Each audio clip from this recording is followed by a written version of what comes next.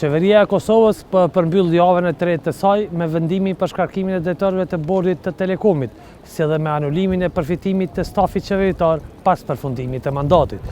Të dyja këto vendime të drejta dhe popullore. I pari, sepse Telekomi që një kohë të gjatë, me apo pa fajin e bordit është në krizë financiare dhe të shërbimeve, andaj përgjithësi duhet dhënë e kërkohet nga ata që janë në majët të tij, sikur është bordi.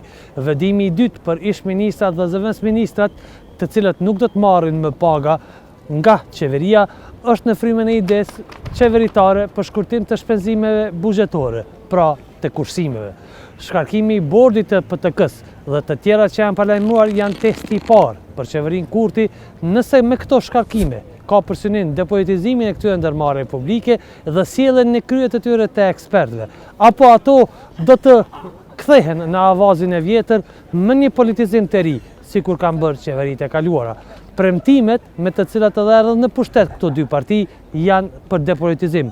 Duhet të shpresojmë se kështu do të jetë, por mbikëqyrjen gjithsesi duhet ta bëjmë gjatë tërë kohës. Veç këtyre vendimeve, kjo java pra e pavarësisë, është përcjellur me një numër aktësh simbolike. Në fakt, qeverisja e VV na dha një buqet ndryshimi në kontekstin e simbolikave. Së pari, deputetët e VV u ngritën të gjithë në këmbë gjatë intonimit të himnit në kuvendin e Kosovës, për herë të parë prej se janë pjesë e tij, që 10 vite.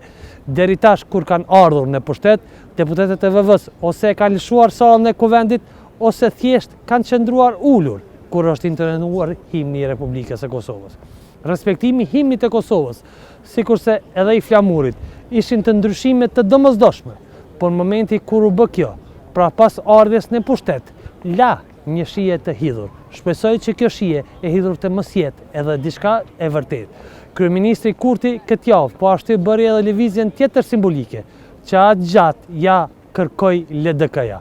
Vizitoi varrin e presidentit Ibrahim Rugova. Sidoqoftë për te simbolikave, të cilat edhe ishin të pashmangshme në javën e pavarësisë, detyrat që ka para vetes kjo qeveri janë të mëdha e të rënda dhe aty ka pakës vonesa. Se pari qeveria e re ende nuk ka një program ekonomik të harmonizuar. Nuk ka ende as propozim për buxhetin e ri të Kosovës, i cili siç e dim është hyer për muajin mars. Të dy këto janë të rëndësishme, sepse përmes tyre përcaktohen prioritetet qeverisëse, si dhe ato të financimit. Arsyetimi është se ju duhet kohë për t'i bërë mirë e si duhet. Do t'i presim, por gjithnjë duke u rikujtuar se koha po ecën shpejt.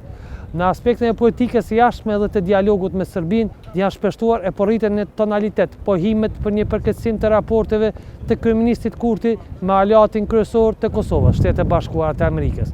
Është shkruar, por mbetet e pakonfirmuar edhe kjo, për refuzimin e ambasadorit Richard Grenell dhe sekretarit Mike Pompeo për të takuar. Arsyeja duket të jetë taksa që ende nuk është hequr, si dhe parimet e dialogut të cilat kryeministi i shpalosi në konferencën e sigurisë në Münih. Parime këto që në esencën e tyre kanë dialogun para një marrëveshje të shpejtë. Për 3 javët e para të qeverisë së re dhe sfidat që presin gjatë mandatit këtë qeveri, do të flasim në BlicInterView këtë javë me Visar Ymerin. Ymeri ka qenë për një kohë të gjatë kryetari i lëvizjes vendendosje, ndërsa më vonë nënkryetari i PSD-s. Tash është larguar nga jeta partijake dhe është dhe me disa kolegë ka themeluar një institut studimor. Ju ftoj të na ndiqni.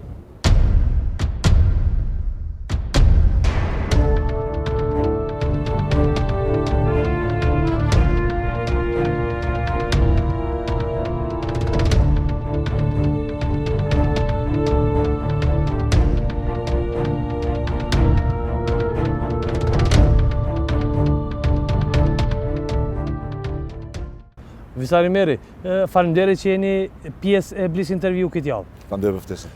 Visar, për nisim me një pyetje të thjeshtë por dhe aktuale.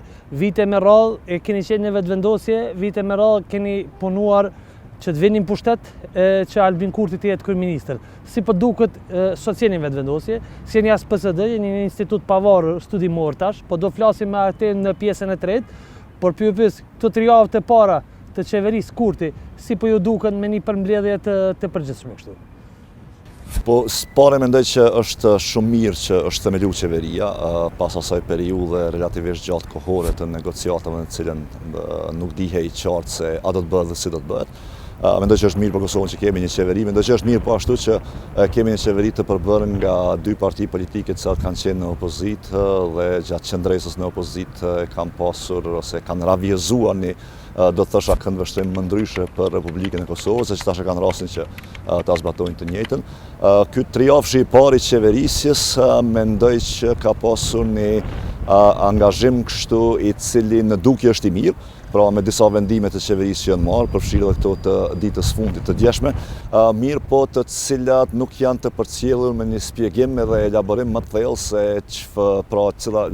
çka supozohet ose çka tentohet të arrihet me këto masa. Domethënë nëse flasim tazëm për shkarkimin e bordit të postës dhe telekomit, cili është hapi radhës, domethënë pse po shkarkohet ky bord dhe çka ka ndërmend ta bëjë me këtë ndërmarrje publike qeverie. Pra, po duhet të them që në këtë 3 javësh një mangësi jashtëzakonisht e madhe është se si nuk kemi një dokument më të detajuar të asaj që do të mund të quhet programi qeverisës dhe në bazë të cilës pastaj do të mund ta vlerësonim edhe mandatin qeveritar, synimet që i kanë dhe pastaj përmbushjen e tij. Pra mendoj që këto dy mungesa një dokumenti të tillë kogja shumë na e cungon mundësinë që ta kemi një qasje të edhe një kritik objektive kashi veprimeve të qeverisë edhe sjelljes së tyre. Po e vazhdoj edhe një herë edhe me një pyetje thjeshtë, edhe këto pyetje të thjeshta kanë kam përshtypjen që ta lejojnë mundësinë me jap edhe përgjigjen më thjeshtë. E kujtoj gjatë kohës kur bëheshin debatet apo bëhet qeveria apo jo, në rrugë një qytetar më pa të bën një pyetje thjeshtë. A meriton Albin Kurti të jetë kryeministër i Kosovës? Unë ju pata përgjigjur atëherë atij qytetari, pata thënë se po. Por pastaj pata menduar thash, po shkojmë debateve që sa kur se kemi bërë këtë pyetje vetes. Po të pyes edhe ty, a meriton Albin Kurti të jetë kryeministër i Kosovës dhe çfarë pritjesh keni nga ai? Kjo me gjatë edhe pse ti nglon si pyetje thjesht është pyetje goxha komplekse për mendimin tim, sepse gjatë këtij rrugtimi politik unë kam pa që ka një ndryshim të Albinit. Dhe tash kur më pyet se a meriton Albin Kurti më bë kryeminist ose jo, mua më duhet të pyes se cili Albin. Domethënë është ai Albini opozitari vetëvendosës apo është ky Albini kryeministër. Dhe siç e tha edhe ai vetë, pra në pyetjen që ja drejtoi gazetari Adriati Kelmendit nëse ka ndryshuar Albin Kurti, ai tha po ka ndryshuar, janë bërë kryeministër. Ai përjashton ndryshimin dhe ju thëni se ka ndryshime të Albinit përmbajtësore. Unë mendoj që ka ndryshime dhe natyrisht që ndryshimin nuk mund ta marrim kështu si homogjen, pra nuk mund ta kemi kritikën ndaj ndryshimit si të tillë, se ka ndryshim për të mirë dhe mund të ketë ndryshim për të keq. Çfarë dua të them është që mendoj që arsyeja e ndryshimit, pra nëse ti ndryshon vetëm pse e bër kryeministër, mendoj që është e gabuar si qasje. Nëse kjo do të jetë qasja politike e Albinit, në të cilën Albini si kryeministër do të jetë komplet i ndryshëm prej Albinit si opozitar, atëherë kjo i bën një braktisje e një them kështu trashëgimie goxha të pasur e të bujshme politike të lëvizjes vendosje e cila po të mos instalohej në politika institucionale, atëherë nuk mendoj që do të kemi ndryshim të mirëfillt për mënyrën se si drejtohet Republika e Kosovës. Sepse kam përshtypjen që në përgjigje ndaj Adriati Kelmendit, zoti Kurti tha që ka ndryshuar vetëm fakti që është bërë kryeministër, pra nuk pranoj që ka një ndryshim tjetër. Ju shihni gjatë kësaj kohe, dhe nuk është vetëm koha e 3 javësh, por edhe fushatat zgjedhore, po edhe vitet e fundit, shihni që Albin Kurti ka ndryshuar në qëndrime atë shumë sa të jetë tjetërsuar, siç po e thojnë plot apo jo. Unë nuk e kam këtë përshtypje. Mendoj që i ka disa ndryshime substanciale. Për shembull, cilat janë disa? Po, për shembull, në njërin anë ka një ndryshim të Albinit si kryeministër prej çfarë ka thënë Albini më herët në raport me institucionin, pra mënyrën se si drejtohet një institucion publik dhe përgjithësi që institucioni publik duhet të ketë karshi qytetarëve. Kur flet lëvizja vetëvendosje për ndryshim, kur ka folur në fushate para fushatës së kështu me radhë. Ky ndryshim nuk ka mëtuar të jetë ndryshim i personave, po ndryshimi politikave për me transformu shoqërinë në përgjithësi në Kosovë. Pra prej ekonomisë deri te politikbërja. Dhe tash kur përgjigjja e Albinit është që Albini ka ndryshuar sepse është kryeministër, kjo i bën që në fakt ndryshimi pas ka nënkuptuar vetëm ndryshimin e personit. Gjë që i ka ndodhur secilit prej dhe ju besoni që ka ndryshuar, me ardhjen e Albinit në pushtet, ka ndryshuar vetëm personin e kryet të institucioneve, apo do të ndryshojnë edhe politikat dhe mënyra si që të funksionojë shteti? Kjo është herë thuhet, sepse nuk kemi, nga shenjat që kemi pa, deri tash ja kam pa, më shumë kam pa ndryshim të personit se sa ndryshim politikave. Ku është ndryshimin e personit? Po, ndryshimi e personit është për shembull, njërin anë ka shi simboleve të Kosovës, gjë që është ndryshim i mirë, po megjithatë është ndryshim. në anën tjetër karshi dialogut me Serbinë, së treti karshi kësaj, si të them kështu, orientimit madhor të Republikës së Kosovës, pra të zhvillimit saj, sovranizimit saj kështu me radhë. Së katërti ka diskursi për nevojën për një shpërndarje më të barabartë pasurisë dhe mekanizmat institucionale që do mundsonin këtë. Pra ka kalu prej një kështu them prej fjalisë shumë domethënëse televizëve vendosje që drejtësia ndodh në shoqëri e jo në gjykata, ka kalu në të kundërtën e saj, pra që drejtësinë po e shën gjykata. Që natyrisht që është i rëndësishëm kjo dhe besoj që të ta elaborojmë më vonë se çka do të kupton kjo. Pra ka një zhvendosje nga domosdoja e arritjes së një shoqërie më të drejtë e më të barabartë, ka një përmirësim, reformim i punës institucionale, e cila edhe pse e domosdoshme asnjëherë nuk është e mjaftueshme. Pra kur flasim për transformim, unë nuk mendoj që Kosova ka nevojë vetëm për të transformuar politikbërja në institucione, po veçanërisht që ky transformim të reflektohet në shoqëri. Pra të fillojmë të mendojmë e të frymojmë ndryshe si shoqëri me dinamika të reja e veçanërisht me një sistem ekonomik i cili i mundson të gjithëve pjesëmarrje të barabartë në të, e që aktualisht nuk e kemi. Pra këto duhet ta shohim, mbase edhe do ta bëj.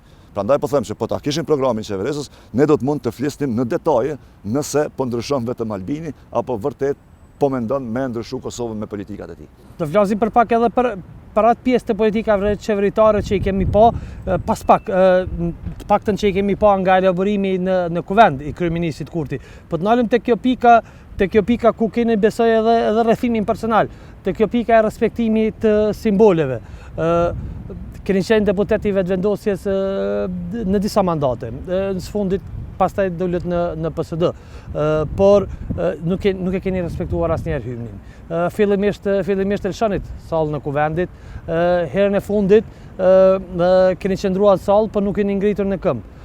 Jeni akuzuar si PSD kur e respektuat hymnin, si e shihni tash këtë lëvizje. Lëvizja mendimin tim ka qenë e domosdoshme të bëhet, por a ka qenë ky momenti i duhur kur duhet bëhet? A është mesazhi i duhur që të ndrosh, ta respektosh hymnin kur të vish në pushtet, ndërsa nuk e respektuar derisa ke qenë në opozitë? Mendoj që spari dakord jam që është dashur më herët, apo edhe lëvizja vetëvendosje. Mendoj që ne kur e kemi bërë si deputet të Partisë Socialdemokrate ka qenë 10 vjetori i pavarësisë. Tash duhet ta kuptojmë një gjë për çështën që ka pas lëvizja vetëvendosje ka shi simbolet të Kosovës, të paktën që unë e kam kuptuar. Domethënë mos respektimi që ja kemi bërë simbolet të Kosovës, më shumë është dashur të konceptohet si protestë ka shi mënyrës se si na kanë ardhur ato, sesa domosdoshmërisht si një lloj kështu kundërshtimi, mospranimi i pafundit këtyre simboleve. Sepse ne kemi kuptuar që këto megjithatë janë simbolet e Republikës Kosovës, edhe protesta karshi tyre mendoj që i ka arritur limitet e veta.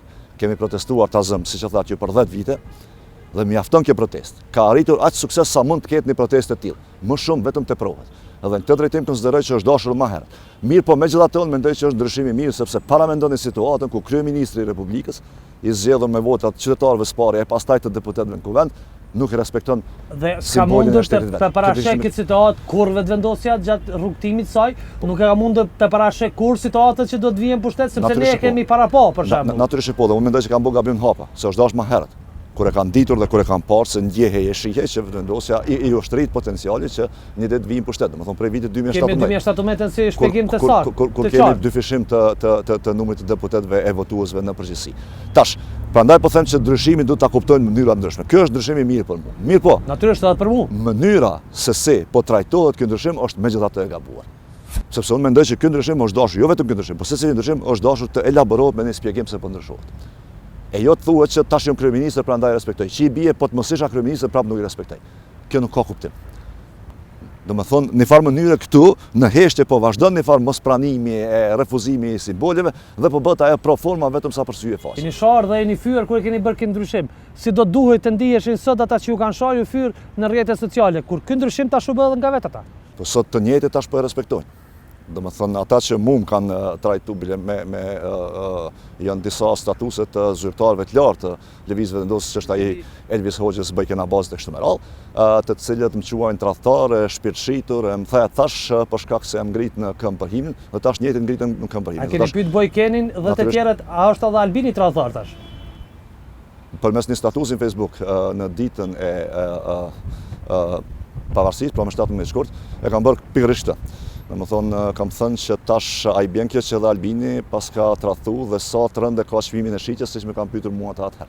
Më vonë e pash fotografinë që në manifestimin e 17 shkurtit në kazermën Adem Jashari kishte qenë I pranishëm edhe Luis Hoxha, I cili po ashtu ishte ngritur në këmbë për himnin e Kosovës.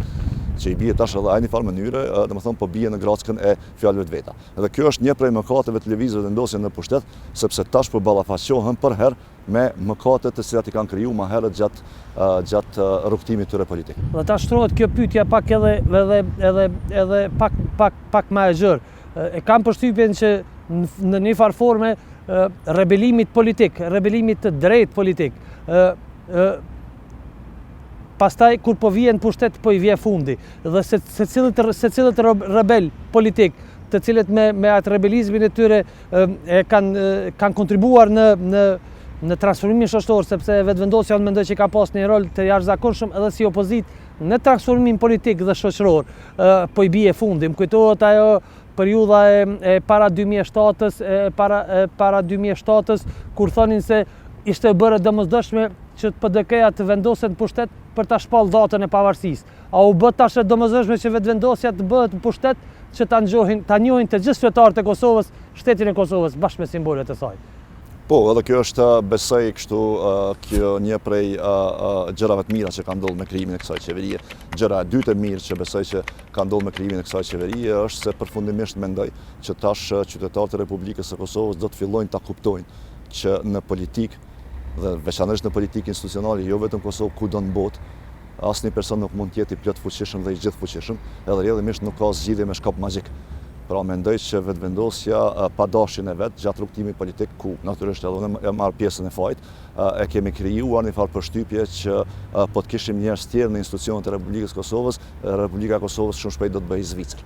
Po e banalizoj kështu me qëllim, domethënë që të bëhet më e kuptueshme. E mbajt mend për 90-s, po dalin nga Serbia do bëhen Zvicër. Dhe tash besoj që ky është, si të them kështu, Albin Kurti si person dhe lëvizja e vendosjes si organizatë politike janë mohikanët e fundit që e paraqesin këtë lloj mendësie.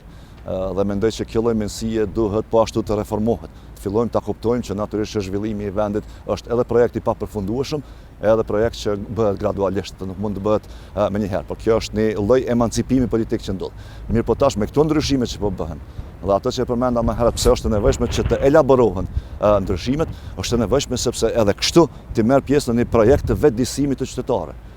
Pra nuk bën me I lënë ndryshimet në heshtje, sepse ashtu për herë ndodh një lloj kështu mos kuptimi e keq kuptimi I ndryshimit dhe arsyes prapa saj. Prandaj duhet elaboruar e jo domosdoshmërisht jo me mënyrën siç e bëri Albini për shembull në disa emisione kohëve të fundit, ku në një farë mënyre edhe kur fliste për listën serbe e në përgjithësi mundohej që ta krijonte një përshtypje se të tjerët po ndryshojnë, po jo ky. Pra si u bë ky kryeminist dhe lista serbe u bën konstruktiv, gjë që ne e dimë që nuk është e vërtetë. Dhe natyrisht që askush nuk ka pritur që Albin Kurti do ta reformojë listën serbe. Mirë, po duhet dalë edhe ta shpjegoj secilin prej këtyre ndryshimeve, edhe ta elaboroj në mënyrë që t'i vetëdijsoj njerëzit se pse duhet dhe është e domosdoshme që t'i bëj këto ndryshime. Kështu, shkurt visa, pastaj do dalim shkurtimisht edhe te ajo që kemi dëgjuar për planin ekonomik. A është program ekonomik I vetëvendosjes, a është program ekonomik I majt apo jo? Por pja u bëj edhe një pyetje për këtë temë që mbetëm. Pra, Albin Kurti, një kryengritës emancipues bashkë me lëvizjet që unë besoj që ka qenë dhe ishte dhe shpresoj që do të mbetet edhe kryengritëse rebele, po edhe emancipuese shoqërore vetëvendosja. A do të mund Albin Kurti nga një opozitar kryengritës dhe emancipues të jetë një kryeministër po kryengritës dhe emancipues? Po natyrisht që unë mendoj që pozita e kryeministrit edhe të krijon mundësi më shumë, mirë po edhe të krijon disa limite, sepse institucionet, në përgjithësi institucionet publike kanë limite. Ato ligjore e këtu në Kosovë që besa geopolitike e të situatave reale e kështu me radhë. Edhe nuk mundet asnjë person, jo vetëm Albini, asnjë person nuk mundet të jetë I njëjti prej asaj që ka qenë në opozitë. Veçanërisht jo në sjellje politike. Metodat, por jo edhe veprimet. Veçanërisht jo, mirë po, idealet politike. Edhe them ashtu konceptin politik, e parimet bazë politike, natyrisht do duhet që të instalohen tash në politika qeveritare. Pra kur flasim më vonë për programin, elaboroj ma gjërësisht. Kështu që në këtë drejtim, prandaj unë mendoj që këtë ndryshim duhet ta marrim me kujdes dhe ta çmontojmë e ta dekonstruktojmë në mënyrë që të shohim se është ndryshim I mirë ose jo. Sepse në siglën e ndryshimit të domosdoshëm, Pra kur thua ti që natyrisht që s'ka qare pa u ngritur këmbë për himnin e flamurit, kjo nuk do të thotë që nuk ka qare pa heqë dorë edhe për disa aspekteve progresive të programit vet. Pra apo ndryshon komplet koncepti politik i lëvizjes vendosje, apo po ndryshon vetëm në ato pjesë ku është e domosdoshme e me cilat pajtohemi. Dhe e kemi parë ekspozen, program qeveritar ende nuk kemi, buxhet ende nuk kemi, nuk e kanë bërë ende, e kanë shtyrë për muajin mars, por e kemi parë një ekspoze të programit qeverisës nga zoti Kurti. A ju duk, mu duk që është më shumë i vetëvendosjes ky program se sa i LDK-s, por pyes juve, a ju duk i majt, a ju duk i vetëvendosjes, apo çfarë programi qeveritar ekspozoi kryeministri Kurti shkurtimisht atë ditë në kuvend, në mbledhjen konstituive? Po mendoj që janë një pjesë e konsiderueshme atyre që i ka thënë vendosja edhe më herët, e veçanërisht që i kanë pasur edhe në fushatën këtu. Kështu që po, ka tash mos të kthej mos të kuantifikoj në përqindje se mund gaboj, po mendoj që gati se gjysma është e vendosjes, një pjesë tjetër e LDK-s. Dhe ka edhe gjëra të mira aty po të zbatohen. Më thonë prej fondit sovran deri te fondi zhvillimor, to mendoj që janë domosdoshme për një lloj ridinamizimi të ekonomisë së Republikës së Kosovës. Po pak më gjerësisht mënyrën e zbatimit tyre, duke i pasur parasysh që janë fondet të cilat nuk mund të krijohen shumë lehtë, atëherë më duhet kufizohem dhe të mos jap ndonjë vlerësim për atë se si do të dhe çka do të prodhoj kjo qasje programore që e ka qeveria e re. Tash nëse është e majt, nuk mund të thuhet që është e majt sepse këto tiparet kryesore të një programi socialdemokrat megjithatë mungojnë. Veçanërisht një dinamizim ose një intensifikim do të thosha të mekanizmave shtetëror të cilët do të kujdeseshin për një pozitë shumë më të lakmueshme të punëtorëve të Republikës Kosovës edhe për një ndihmës shumë më të madhe për ato shtresa shoqërisë që janë të nëpërkëmbura nga ekonomia dhe shteti në përgjithësi. Këto nuk është se i kanë vënë në pa shumë as në ekspozen që e bëri kryeministri Kurti e as në përgjithësi në atë marrëveshje që është publikuar, cila megjithatë është marrëveshje parimeve mes vetëvendosjes dhe LDK-s. Do të kisha pritur më shumë që vetëvendosja veçanërisht të insistonte më shumë në krijimin e këtyre mekanizmave. Fakti që e kanë shu Ministrinë e Mirëqenies Sociale për mua është problem jashtëzakonisht i madh. Edhe është një ogur i keq për këtë qeveri, veçanërisht për dimensionin socialdemokrat. Por sa kanë bërë nuk është se kanë bërë diçka me të. Qeveritë e kaluara. Ka shkep për ndihmë. Vetëvendosja ka mujtë me po. Domethënë se duhet me e kuptu që këto që tash po i quajnë transfere, pra prej pensioneve e transfereve tjera, që ndodhen benefite tjera, politika sociale nuk reduktohet vetëm to. Domethënë politika sociale nuk është vetëm i ullon para atyre që nuk kanë mundësi për të siguruar vetë ushqimin. Politika sociale është me e dizajnu një politikë institucionale e cila krijon më shumë barazi në shoqëri. Dhe tash në mungesë të kësaj ministrie nuk e ki një resor të saktuar në qeverinë e Republikës Kosovës që merret me studimin e këtyre mundësive dhe politikave. Pra kur kam qenë në vetëvendosje, ne patëm diskutuar atëherë që jo vetëm Ministrinë e Mirëqenies Sociale ta kemi, po ta themelojmë në institut publik për politika sociale i cili vazhdimisht merret me propozimin e mekanizmave institucional për ta përmirësuar gjendjen sociale në Republikën e Kosovës. Jo që nuk e bën institutin, mirë po tash e shuan në ministrinë dhe e bartën, domethënë çështjen e transfereve te Ministria e Financave. Vetëm një minutë po du me tallon mendimin tim se çka do të nënkuptonte kjo. Para mendoni një situatë se tash këta që marrin pensione nga shteti, e benefite tjera nga shteti, natyrisht që kërkesat i kanë të vazhdueshme edhe në rritje. Ndërkohë që është ministri i Financave, ai e cili e paraqet logjikën edhe racionalitetin e qëndrueshmërisë financiare të vendit dhe i cili domosdoshmërisht për nga përshkrimi i vendit punës është ai që duhet t'i refuzojë këto në mënyrë që ta menaxhojë buxhetin. Dhe tash i njëjti person që do t'i refuzon të rritjen e benefiteve është ai i cili vendos për nivelin e benefiteve. Pra kjo i bie sikur kryetarin e sindikatës ta kesh edhe drejtor në ndihmarrje. A ka kuptim kjo? Kjo s'ka kuptim. Visar, faleminderit, do të vazhdojmë pjesën e dytë me dalemi ndoshta edhe pak te këto vendimet e fundit të qeverisë shkak këtë fshesën ndaj bordeve politike, po do thellohemi pastaj në çështjen e dialogut, heqjes së taksës apo jo dhe se si do të përgjigjet qeveria Kurti në raport me Serbinë dhe si e shet të ardhmen politike të Kosovës kjo qeveri. Në pjesën e dytë. Në tretën do folim në fund për institutin edhe pse iket nga PSD-ja kur ishte më vështirë.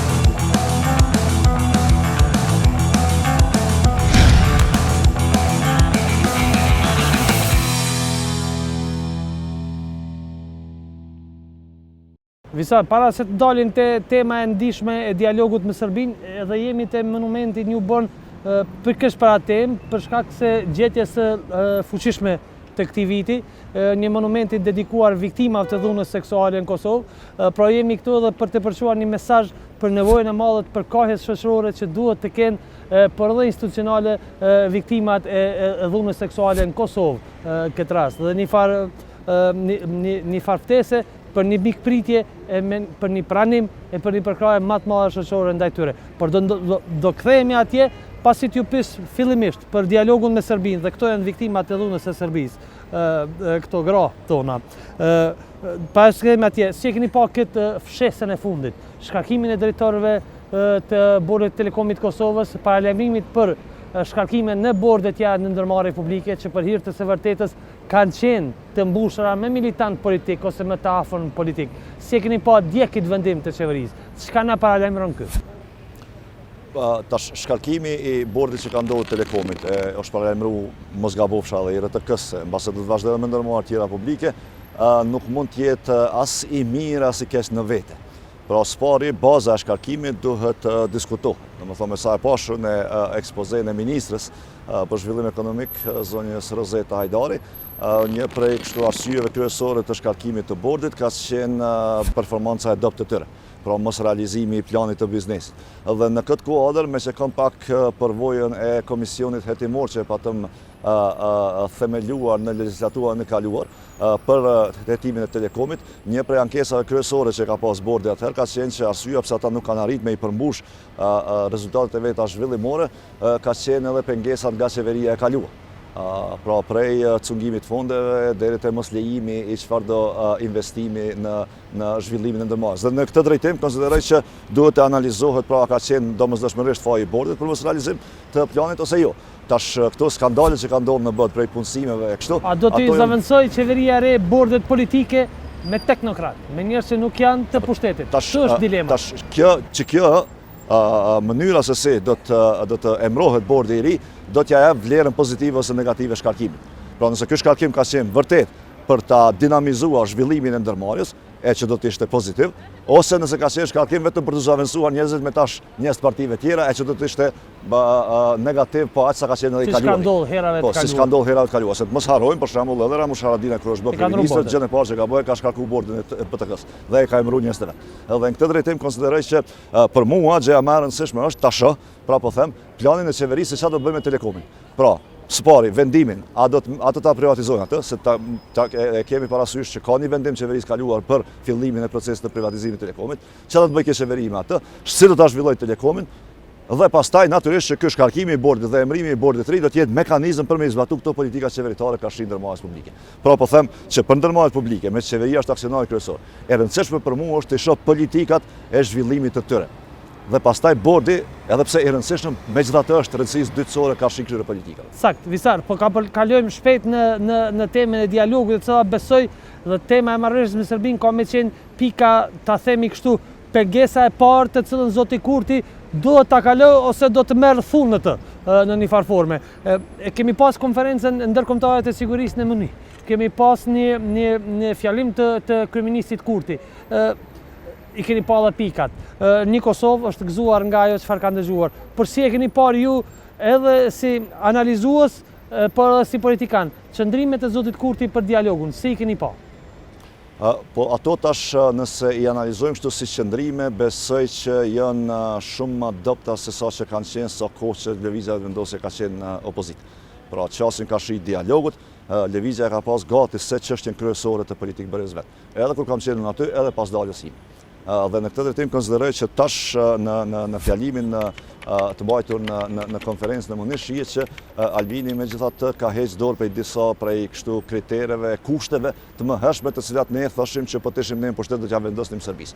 Që e kam përfshi, edhe më thonë edhe çështjen e viktimave gjatë luftës fundit, jo vetëm viktimave të dhunës seksuale, por edhe të pagjeturve kështu me radhë. Tash ato nuk i pash aty. Domethënë ato tri prej që u ravjezuan si parime ndaj dialogut, për mua nuk janë shumë parime, domethënë se veçanërisht jo e treta, cila ishte më shumë batut se sa parim vërtet, pra pa president ka shi hartave. Dhe dialog pa harta shumë mirë. Pra natyrisht nuk duhet të dialogoj me harta, sepse besoj edhe vetë vendosja, edhe unë edhe shumë persona në skenën publike në Republikën e Kosovës e kanë parë me shqetësim dhe e kanë kundërshtuar vazhdimisht këtë ide në këmbimit të territoreve. Mirë po, nëse jo dialog me harta, atë çfarë dialogu? Dhe dialog për çka? Për çfarë dialogu duhet bëj zoti Kurti me Serbinë? Po, spari unë mendoj që do të kishte me qenë e udhës që së paku qeveria e re ta merr parasysh platformën të votuar në legjislaturën e kaluar, e në të cilën raviozohen qartë parimet udhërëfyese për atë se çka do të dialogohet. Dhe e dyta, parimi kryesor që duhet jetë është nuk ka dialog nëse nuk ka njohje. Pra dialogu mund të jetë vetëm për njohje nga Serbia, për ndryshe nuk besoj se kemi më çka të flasim me Serbinë. Dhe kjo do duhet të ishte parimi udhërëfyes. Pra çka nuk kupton kjo? Kjo nuk kupton që kur të ulen në tavolinë të dyja palët, të jenë të vetëdijshme, që këtu po flasim për me u njoftë Republika e Kosovës nga Republika e Serbisë, e që do të kupton një njohje reciproke karshi njëra tjetrës. Nëse nuk ka dialog për njohje, atëherë për çfarë do të dialogoj? Sepse unë mendoj që ajo marrëveshje që duhet të arritet, që duhet ta përmbante brenda vetes njohjen reciproke, atëherë natyrisht që për brenda saj do të ketë edhe marrëveshje për çështje tjera, domethënë për secilën çështje që kemi të hapur me Serbinë. Por kjo është gjëja më e rëndësishme. Dhe po nuk u arrit kjo, atëherë mendoj që dialogu prapë do të jetë i dështuar në kuptimin e sjelljes së një situate të reja rajonale, e cila do të mundësonte një bashkëpunim shumë më të mirë rajonal për të mirën e gjithëve që jetojnë në rajonin tonë. Dhe pas asaj konferencës në mediat kanë shkruar që ka pas takime të anuluara të ambasadorit Grenell me zotin Kurti, pastaj takim të anuluar ose mos takime me sekretarin e shtetit Mike Pompeo. Gjatë kësaj jave mediat kanë shkruar për një ftofje të marrëdhënieve mes Shtetit të Bashkuar të Amerikës dhe kryeministit Kurti. Ajo merr mendja që këto janë të vërteta, dhe s'dyti si mundet kryeministit Kurti që edhe të udhëheq dialogun, edhe të insistojnë në qëndrimet e tij dhe në anën tjetër të mos i prish raportet me Shtetet e Bashkuara të Amerikës. Me sa pashën në zoti Kurti tha dialog para marrëveshjes, pra nuk don marrëveshje të shpejt, don të ulet dhe të bisedoj. Mendoj që raportet me Shtetet e Bashkuara të Amerikës natyrisht që jo vetë kryeministi Kurti, por secili prej drejtuesve në Republikën e Kosovës duhet të sheh nga një këndvështrim tjetër. Pra rëndësia atyre për Republikën e Kosovës edhe historikisht edhe aktualisht është shumë e madhe. Dhe natyrisht që këto raportet duhet të mirëmbahen. Mirë, por kjo nuk do të thotë që kryeministri i Republikës së Kosovës aktuali ose cili do të qoftë ai duhet veproj vetëm sipas kërkesave që vijnë nga jashtë. Dhe mendoj që më së miri këto në farë mënyrë kundërshtohen ose përmirësohen duke pasur një plan të brendshëm. Pra për mua gjëja më e shqetësuese tash është natyrisht raportet me Shtetet e Bashkuara të Amerikës nëse janë duke u ftohur ose jo, gjë që do të kishte më qenë alarmante për Republikën e Kosovës, po gjëja më e rëndësishme për mua është qasja që e kanë partnerët e koalicionit karshi dialogut. Pra, siç e përmendë edhe ju në fillim të intervistës, e kemi pasur një periudhë të gjatë, gati se 3 muaj, mbi 3 muaj. Duket se nuk kanë marrëveshje në raport me dialogun dy partnerët e koalicionit. Duket se tash kanë mos pajtime edhe me reciprocitetin. Gjatë tërë kësaj kohe, publiku në Kosovë është thënë që për programin jemi marrë vesh 100%, tash jemi duke diskutuar për pozitat e caktuara. Gjë që nuk është diskutimi i parëndësishëm, nuk po e them ata. Mirë po, nëse jeni marrë vesh për programin, si është e mundur që dy partnerët e koalicionit qeverisë nuk janë marrë vesh për çështjen më të rëndësishme në politikën e Kosovës sot. Dhe duket se janë marrë vesh për reciprocitetin, a ju duket se reagimet e LDK-s, a ju duken këto si shenja të faktit që janë marrë vesh dhe të përkahës? Mund duket sikur LDK nuk po përkrah zotin Kurti për reciprocitetin. Po jo, se është një problem madhor kjo. Për shembull, edhe në paraqitjen e fundit që e përmendëm të kryeministrit në Rubikon, ai praktikisht e pranoi që reciprocitetin nuk e kanë të definuar. Domethënë një çështje marrë vesh mes vete. Të plot dhe të thellë. Po çka i bën ajo? A e din lëvizja vetëvendosje ose kryeministri Kurti saktësisht? Ka ditur lëvizja vetëvendosje që ai bën reciprociteti, se mot i angazhoheni Visar, ke qenë një prej luftarëve të reciprocitetit. Po, ne kemi miratuar. Se nuk kanë ndryshuar shumë gjëra. Jo, po atë nuk ka qenë definuar. Nga pozicioni i opozitës atëherë patëm kërkuar reciprocitet, që i bive institucioneve shtetërore me definuar se çka është ajo natyrisht. Dhe tash po flasim nga një pozicion tjetër. Pra tash Albin Kurti është kryeministër. Pra i bie atij që ta definojë se çka është reciprociteti dhe si zbatohet ajo. Pra problemi këtu është ka disa shkallë të problemit. Një, mosmarrveshja me LDK-n për reciprocitetin, e dyta mosmarrveshja as me veten se çka i bën reciprociteti. Dhe si mund ta zbatosh ti një mekanizëm i cili na e dim që në raport me Serbinë ka kompleksitete të gjëra. Do të thonë çka i bën ajo në cilat fusha e zbaton reciprocitetin e kështu me radhë, kjo duhet definohet dhe mendoj që do të kishte më qenë e ullës që kryeministri ta ketë një elaborat për reciprocitetin para se ta vendosë atë, në mënyrë që të ketë diskutim për të. Pra, a duhet të zaventësohet taksa me reciprocitet? Natyrisht se po, mendoj unë. Mirë po, nëse nuk e din. Jeni pro hjekjes taksës vendosjes së reciprocitetit. Ja, vetëm nëse zaventësohet. Dhe shpjegoj më po. Vetëm nëse zaventësohet. Dhe reciprociteti, nëse zbatohet në tërësi, natyrisht është më i fuqishëm se sa taksa. Po në anën tjetër nuk mendoj që mundesh me gjetë as lehtë për krahje ndërkombëtare për reciprocitetin, siç nuk e kemi gjetur për taksën. Dhe në këtë drejtim konsideroj që është një fushë në të cilën duhet me ecë me shumë kujdes.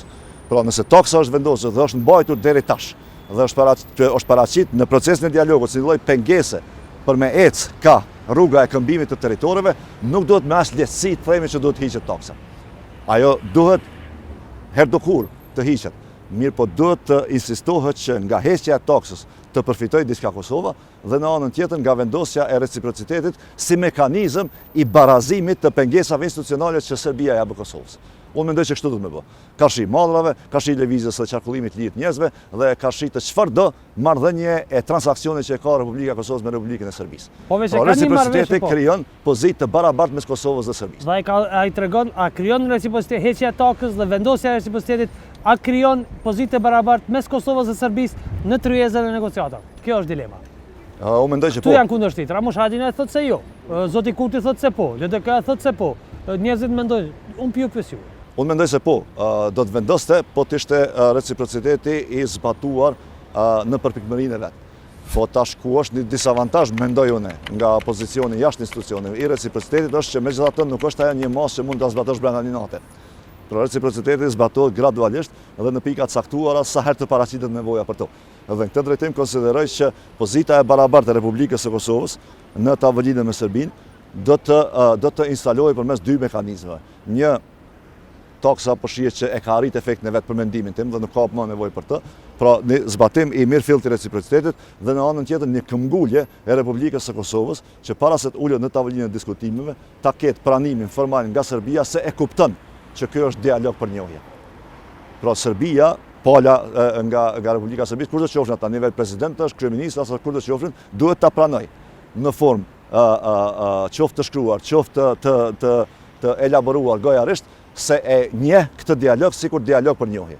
Dhe mendoj që kështu do të vendoseshim në pozita të barabarta karshi njëra tjetrës në tavolinë e diskutimeve. Por se shihni, partnerët qeverisës kanë pas një marrëveshje për vendosjen e reciprocitetit. Tash duket sikur LDK-ja është në dyshime, të paktën për reciprocitetin, dyshon se heqja e taksës dhe vendosja e reciprocitetit reciprociteti nuk do të pranohet dhe prapë do të kishim problemin e njëjtë, pra do të kishim insistim ndërkombëtar për ta hequr reciprocitetin.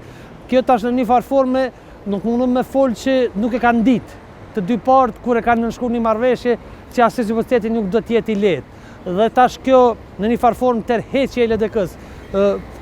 A është partneriteti kështu? Jo vetëm që nuk është partneriteti kështu, Astrit, po mendoj që ka diçka hala më problematike në këtë drejtim. Domethënë, nëse e kujtojmë pak qeverisën e kaluar, e kishim një përplasje për çështje të caktuara karshi dialogut mes kryeministrit dhe presidentit më shumti, që pastaj u shndrua në përplasje mes partnerëve të koalicionit, kryesisht mes PD-së dhe kryeministrit Haradinaj. Dhe tash po na përsëritet e njëjta. Konsideroj që në raport me dialogun me Serbinë, të gjitha forcat politike, përfshirë këtu edhe intelektualit të shoqëria civile, duhet që të shpenzojnë shumë kohë që të arrijnë një zë. Pra të arrini dakordancë se si do duhet të ishte qëndrimi i Kosovës. Dhe kjo na bën shumë të fuqishëm në raport me Serbinë. Dhe fatkeqësisht as në këtë qeveri nuk po e shoh që kjo do të ndodhë. Përkundër deklarimeve që do të përfshihet edhe opozita dhe kështu shihet që edhe mes partnerëve të koalicionit nuk ka një dakordancë si duhet ecet përpara. Dhe mendoj që ky ka qenë një prej gabimeve kështu historike që e ka bërë Kosova në raport me dialogun. Pra prej se ka filluar ai në Bruksel, me këtë mësymin e atëherë kryeministrit thaqë që ta bënte atë vetëm vetë, e me një kundërshtim të jashtëzakonshëm nga opozita, e cila pastaj është përcjellë në secilën qeveri, ku qeveria në farë mënyrë ka marrë ekskluzivisht rolin e drejtuesit të negociatave ose të dialogut dhe në këtë ka sjellë marrëveshje të cilat janë shndruar më një si marrëveshje të paimplementueshme për shkak të rezistencës që e ka gjetë nga forcat opozitare. Dhe nuk do duhet e njëjta që të paraqitet tash në qeverinë. Këtu rolin më të madh dhe kryesor e ka natyrisht kryeministri që duhet të parafronte këto. A do të arrijë qeveria, kanë thënë gjatë tërkohës, edhe gjatë mandatit kaluar që presidenti thotë që nuk mund të udhëheqë dialogun, nuk mund të jetë pjesë e dialogut. A do të arrijnë zoti Kurti dhe vetëvendosja e LDK-s mbas të kësaj që po e shihni, ta përjashtojnë zotin Thaçi nga dialogu apo në një farë forme në dialogun të cilin po udhëheqin amerikanët, këta do të jenë më shumë pjesë përkrahase e Thaçit se sa përjashtues të tij. Nga ajo që është parë deri tash, presidenti Thaçi jo që është përjashtuar nga dialogu, po prapë ka marrë rolin kryesor. Pa nuk e bëm zgjedhjet për t'ja larguar rolin kryesor zoti Thaçi nga dialogu. Nëse krahasojmë me situatën e ekzistimit të delegacionit shtetëror deri në shfuqizimin e tij nga gjykata kushtetuese, megjithatë në atë periudhë presidenti Thaçi ka qenë në rol dytësor, ka shi dialogut. Nuk ka pasur shumë dialog dorën zemër, nuk ka qenë dinamik, po megjithatë kjo ka pasur rol kryesor. Ka qenë përjashtuar sepse u ndal dialogu. Po, ama tash është kthy prapë. Dhe tash është i vetmi, për shembull, nëse e shihni fotografinë në nshrimit marrëveshjeve për Hekurullën edhe linjën ajrore, aty kanë qenë zyrtar shtetëror dhe presidenti Thaçi. S'ka pas askush nga qeveria. Dhe qeveria thotë se s'kemi ditë gjë. Dhe qeveria nuk po reagon asgjë. Tash doli lajmi para 2-3 ditë nëse është i vërtetë që ministri Abdigjiku e kishte informuar paraprakisht kryeministrin Kurti se do të nënshkruajë marrëveshje. Ndërkohë që kemi deklarimin e kryeministrit që thotë se nuk ka nditur asgjë. Tash kjo mendoj që nuk është gjë e parëndësishme që të zbardhet si e vërtetë.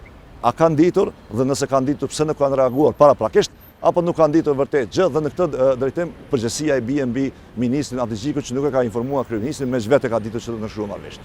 Pra mendoj që e kemi një start jashtëzakonisht të dëmshëm. Pra nëse kështu vazhdon çështja e dialogut, do të kemi probleme jashtëzakonisht të mëdha, të cilat nga të cilat më shumë do të psojë natyrisht Republika e Kosovës. Prandaj koordinimi për këtë çështje është urgjent dhe shumë i rëndësishëm. Dhe mendoj që këto vendime që i përmendëm më herët, fshesën e këtu, janë shumë të mira. Po veç qeveria duhet të jetë më serioze dhe më e përgjithshme. Të gjithë ne e dimë, përfshirë ju si gazetari keni informatat, që dialogu është urgjent. Jo pse po e dojmë ne, po pse po na kërkojnë. A mund ta ndalim në këtë urgjencë të dialogut? Nuk e besoj që mund ta ndalim. Prandaj duhet të përfshijmë me kënd duhet të dialogojmë, me Grenell apo me Borrellin. Kam përshtypjen që qeveria e Kosovës sot me Kosovës nuk e ka të qartë. Apo do në dialog me amerikanët, apo dialog me Bashkimin Evropian? Unë mendoj që e mira, ideala do të kishte me qenë që edhe Shtetet e Bashkuara të Amerikës edhe Bashkimi Evropian të jetë pranishëm. Madje brenda Bashkimit Evropian më shumë ti Gjermania dhe edhe Franca si shtete kryesore të Bashkimit Evropian.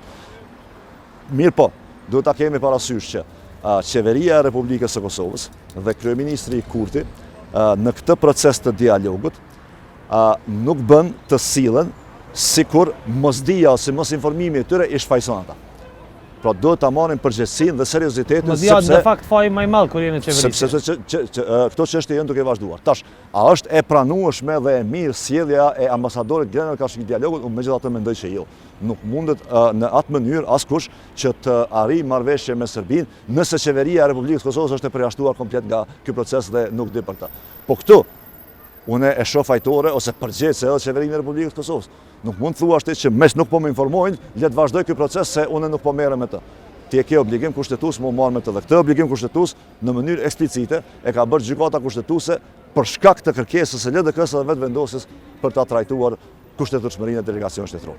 Tash prapë po them, kjo është një grackë. Visar, a jemi në rrezik nga Republika Serbe dhe nga shkëmbimi i territoreve nëse hym dialog në këtë moment apo jo? Apo këto dy rreziqe ekzistojnë?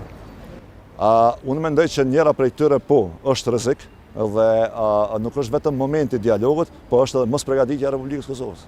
Pra nëse ti sot shkon edhe ulesh në tavolinë me Serbinë.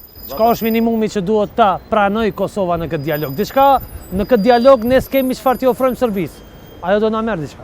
Unë mendoj që qeveria e Republikës së Kosovës bashkë me kuvendit dhe forcat politike duhet ta kenë një platformë në të cilën e bëjnë një ofertë serioze ose një ravjezim serioz të mirë menduar të pozitës së serbëve në Republikën e Kosovës, edhe mënyrën se si do të funksionojë Republika e Kosovës që të krijojë barazi, mirëqenie dhe siguri për secilin qytetar. Por ky do duhet të ishte projekti i brendshëm. Dhe tash këtë projekt ti e diskuton edhe me të tjerë. Mirë, po nuk bën pritet që ky projekt i brendshëm të na dizajnohet nga të tjerë. Sepse pastaj po do të kemi o Republikë Serbe, o në farë forme të asociacionit komuna me shumicë serbe kështu me radhë, o këmbim të territoreve. A dim çka do të sigurojmë ne nga dialogu? A dim ne si Kosovë çfarë duhet marrim nga ky dialog apo jo? Unë mendoj që dy gjëra janë shumë të rëndësishme. Që ato e dim, por si? Dy gjëra janë shumë të rëndësishme. Spari me çka? Po spari duhet të ikim zgjidhjeve ose duhet të ikim vazhdimit të zgjidhjeve që bazohen në etni. Pra, për mendimin tim, çka duhet propozohet nga Republika e Kosovës, çka duhet të insistohet është që Republika e Kosovës të jetë Republike qytetarëve të barabartë, e jo të jetë Republike e cila definohet sipas komuniteteve etnike.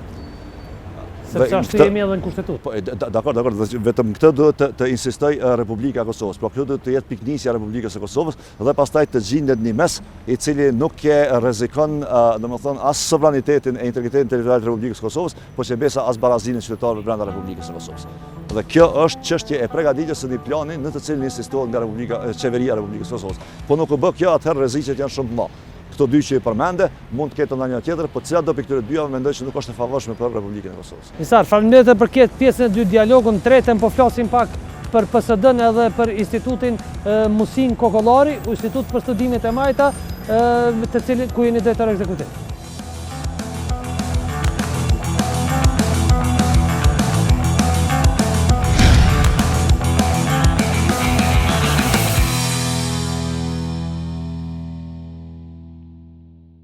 Mysafir, ka kohë pak softi, dur më pas ka ngri, për nuk mundën me përmbyll këtë pjesë të intervistës me ju pa e ditë çka ndodhi, pse dezertuan nga PSD.